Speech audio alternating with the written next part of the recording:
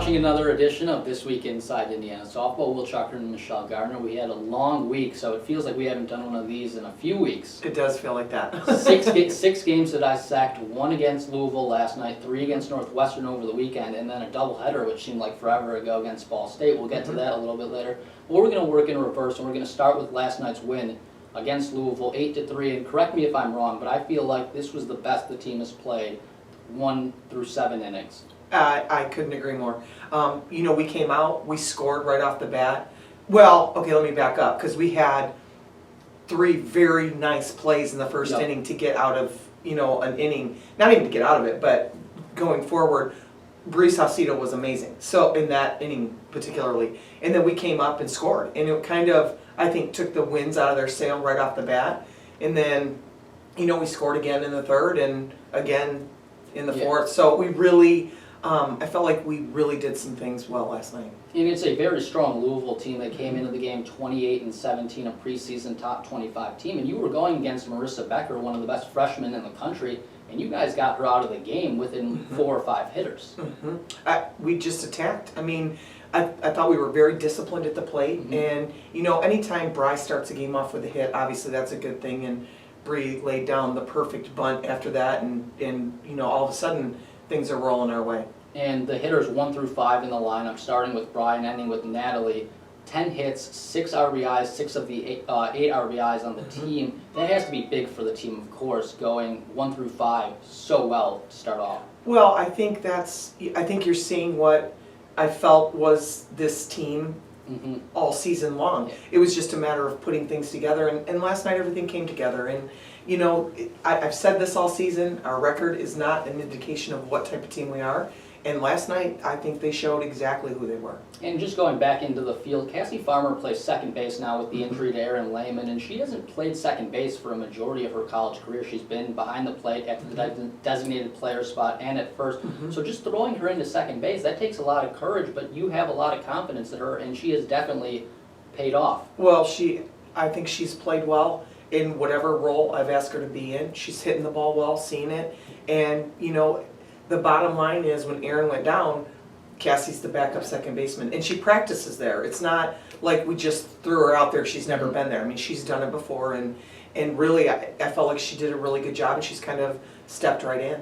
And Laura pitches 4 innings, gives up only 2 hits, walks only 2. It seems like as the opponent at times this season has gotten bigger, her performances have done the same. She pitched very well against Florida. She pitched very well against Ball State, like we'll talk about in a little bit. But also last night, not giving up a run to a very strong Louisville offense. Absolutely. Lo has been, I think, very consistent. She's done some, I think, really good things on the mound, and her confidence level just keeps going up, and you can see it as the season's progressed. I mean, she just really has a lot of confidence out there and is staying within herself, not trying to be too big, and I think that makes a big difference. She's getting some great outs when we need them, and quite frankly, I really felt strong with her starting her last night against that offense. And now let's go back to this past week against Northwestern. You ultimately got swept. You lose the first game 8-0, but then Saturday and Sunday, much better performances, both hitting and pitching. The runs don't necessarily look that way, but the hitters were more patient, I think, at the plate. And you got, again, good pitching, losing 4-2 and 3-2. That's a top 25 Northwestern team, and you guys go on the road and you battled really, really tough. Well, Northwestern's very tough at home to begin with, and they've obviously they're 25 in the country for a reason, and they've put up some big numbers. After the first game, I felt like we really pitched them much better and were much more confident. A little unfortunate that we didn't come up with a couple timely hits, because we had some opportunities both Saturday and Sunday where we could have put some runs on the board, but I felt like we battled. And not at one time did I ever feel like we were out of the game. Maybe on Friday a little bit, just because, things really weren't going our way. And it was only one really inning that the offense came alive for Northwestern. Yes, so it's kind of, give and take a little bit. But that being said, I felt strong on Saturday and Sunday. And it was unfortunate, but we needed a timely hit and we didn't get it.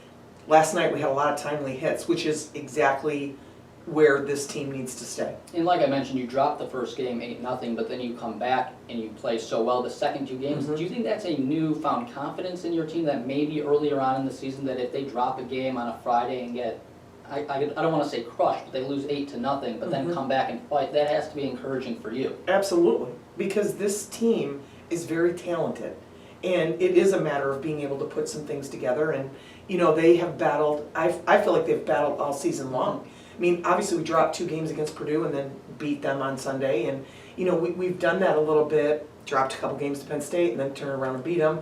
But the bottom line is, we just keep coming back, and now I feel like we're coming back stronger and we are more confident. Last night was the most confident that group has looked, and I'm just real proud of them. And then off the field over the weekend, you get to try Lou Malnati's and Portillo's for the first time in the Evanston, Skokie area. Yes. Me being from Chicago, I'm very biased, and I gotta say those are some of the best places I've ever eaten at. For you, not having grown up in that area, not having lived in that area, what do you say about the deep dish pizza at Lou Malnati's? It's the bomb. It's the It was fantastic. Worth every single minute we had to wait for it. it took a couple of times for you to pronounce it properly, but when you got it right, it was good. It was very good. And so now going back to last week Mhm. against Ball State, I talked about Laura, how well she pitched against a team that came in scoring, I think, about 6 runs a game. Mhm. And they feature one of the best hitters in the country, 7 innings, a complete game for her, only 1 earned run, a huge performance to start off the doubleheader. Yeah, Ball State's very good this year. They beat ASU earlier in the season. I mean, they've got some big wins under their belt, and they have some serious offense going on. But Lowe absolutely stifled them, is the only way I can put it, because I really felt like she was on her game. She had them guessing.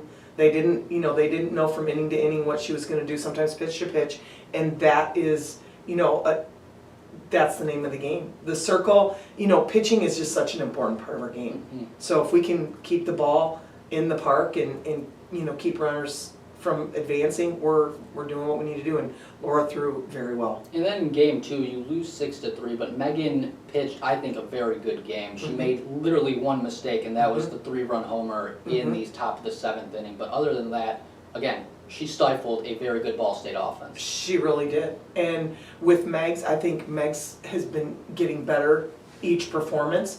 And her downfall is she throws hard, and if it doesn't move, sometimes it's hittable. Other than that, I really feel like she's had real good control and command of the plate. And I like where she's at right now. We just need to continue to keep getting better. And now we fast forward to this week against Iowa, senior weekend, which of course brings up a lot of memories with these seniors. What's it going to be like for you to say bye to them at Anymore Field? Of course, you get another 2 weeks coaching them, but this is their last game here in Bloomington. Well, I'm grateful that they got to play in the new stadium, because that was something when I first got here and was recruiting kids that we kept talking about the stadium, and they were able to play in it, and that to me means a lot, because they came here to play ball, and they were promised a stadium, and they got to play in it, and they've really done some great things for this program, and I can't thank them enough for the time they've put in. And I will tell you that next fall will be very strange without those kids on that field. And it's also a pivotal weekend on the field. You guys sit with 4 Big Ten wins, Iowa with 6, so you can easily leapfrog them, of course, with the sweep. But then there are also some teams jumbled in there that really affect seeding for conference tournament action in Evanston. So it's a huge weekend. It's a huge weekend, and I'm glad we're playing them at home. And my thing is, if we can come out and attack and play clean defense like we did last night, we can be successful. We just have to play our game and not focus on what everybody else is doing, but focus on what Indiana can do. Coach, thank you very much, and good luck against Iowa this weekend. Thank you. That was another episode of This Week Inside Indiana Softball. We'll be back for another one next week.